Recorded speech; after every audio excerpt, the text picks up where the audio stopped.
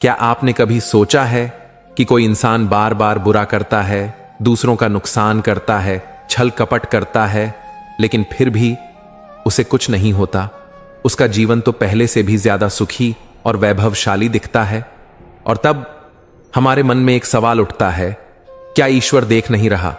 क्या पाप का कोई हिसाब नहीं रखा जा रहा? और अगर रखा जा रहा है तो फिर सजा कब मिलेगी? पाप का घड़ा आखिर कब भरता है? महाभारत में जब कौरवों ने द्रौपदी के चीरहरण का पाप किया तो उसी समय धरती कांप गई थी, लेकिन उस दिन कोई सजा नहीं मिली। धृतराष्ट्र ने क्षमा मांगी, भीष्म मौन रहे, गुरु द्रोण भी कुछ न बोले, और फिर 13 साल बीत गए। तब जाकर युद्ध हुआ और उस पाप का घड़ा जो दिन प्रतिदिन भर रहा था, कुरुक्षेत्र के रक्त स्नान में फूट पड़ा। यह हमें सिखाता है, ईश्वर मौन है लेकिन अंधा नहीं। वो लिखता है, देखता है और प्रतीक्षा करता है। जब घड़ा भर जाता है तब न्याय उतरता है, आग की तरह। रामायण की ओर देखिए, रावण ने सीता माता का अपहरण किया, श्री राम का अपमान किया, धरती पर अधर्म फैलाया, लेकिन क्या उसे तुरंत सजा मिली? नहीं, समय लगा। लेकिन जब पाप की सीमा पार हुई तो एक बाण से वो साम्राज्य जो सोने का था राख में बदल गया। ईश्वर का न्याय धीमा हो सकता है, पर अन्याय के विरुद्ध उसका क्रोध बहुत तीव्र होता है। आज का समय कलयुग, यहां पाप और पुण्य की गति इतनी धीमी हो गई है कि हमें लगता है कि अब कोई न्याय बचा ही नहीं।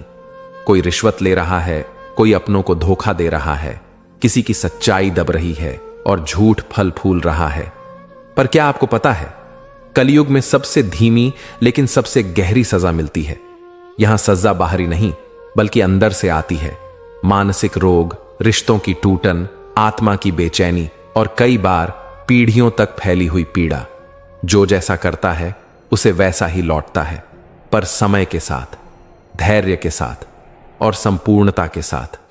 अब आगे हम जानेंगे पाप के घड़े की परिभाषा क्या है, उसके भरने की गति कैसे काम करती है, और आप कैसे जान सकते हैं कि न्याय बस आने ही वाला है। बहुत समय पहले की बात है, जब भारतवर्ष के दक्षिणी छोर पर एक अत्यंत समृद्ध राज्य था, धर्मवर्ष। यह राज्य अपने नाम के अनुरूप धर्म, सत्य और न्याय की भूमि था। वहां के लोग सुबह वेद पाठ से दिन की शुरुआत करते, आर्षियों को सम्मान देते और राजा को ईश्वर का प्रतिनिधि मानते। इस राज्य पर सूर्यवंश का शासन था, उसी वंश से जहां कभी राजा हरिश्चंद्र और श्री राम ने जन्म लिया था। पर जैसे हर वंश में एक दिन पतन की छाया आती है, वैसे ही सूर्यवंश के भीतर भी धीरे धीरे अंधकार का प्रवेश होने लगा। राजा सुयोधन इसी सूर्यवंश का वंशज था। उसका जन्म अत्यंत शुभ नक्षत्रों में हुआ था। ज्योतिषियों ने कहा था, यह बालक या तो धर्म का पुनः उत्थान करेगा या उसे पूरी तरह मिटा देगा। उसका बचपन आश्चर्यजनक रूप से शांत और धर्ममय था। उसे वेदों की शिक्षा दी गई, उसे गुरुकुल में भेजा गया और बचपन में वह ईश्वर के प्रति आस्था भी रखता था। परंतु एक दिन उसका जीवन बदल गया। गुरुकुल में एक अवसर पर जब सभी शिष्य यज्ञ कर रहे थे, सुयोधन के यज्ञ कुंड में अग्नि नहीं जली। उसके गुरु ने कहा, शायद यह ईश्वर की इच्छा नहीं है। बस वही वाक्य उसकी आत्मा में चुभ गया। अगर ईश्वर मेरी इच्छा नहीं सुनता तो मैं ही ईश्वर बनूंगा। वो धीरे धीरे बदलने लगा, धर्म से दूर होने लगा। उसे ऐसा लगने लगा कि दुनिया केवल शक्ति से चलती है, प्रार्थना से नहीं। धर्म से द्वेष की जड़। सुयोधन का गुप्त दुहक। समय लगभग 3 मिनट। गुरुकुल से लौटने के बाद सुयोधन ने युवावस्था में अनेक युद्धों में भाग लिया। एक ऐसा ही युद्ध मालव देश के साथ धर्मवर्ष की सीमाओं की रक्षा के लिए लड़ा गया था। सुयोधन के सामने एक धर्म संकट आ खड़ा हुआ था।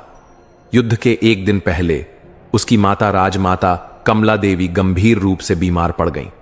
राजवैद्य ने कहा, उनकी प्राण शक्ति केवल एक उपाय से बच सकती है, यम के द्वार से पहले उन्हें देवधर्म सरोवर का जल चढ़ाया जाए।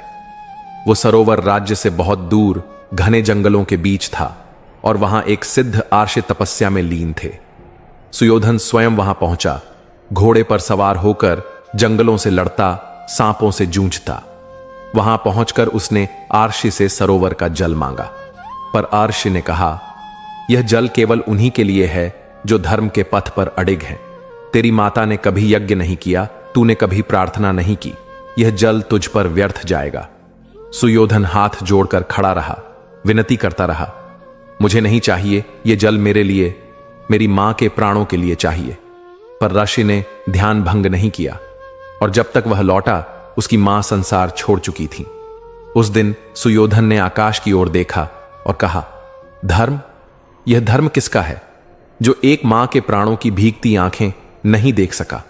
वहीं से उसके भीतर एक घाव बन गया। वह मानने लगा कि धर्म केवल शब्दों का खेल है, उसमें करुणा नहीं है। और उसने निर्णय लिया, अब मैं ही धर्म बनूंगा, मेरी आज्ञा ही न्याय होगी।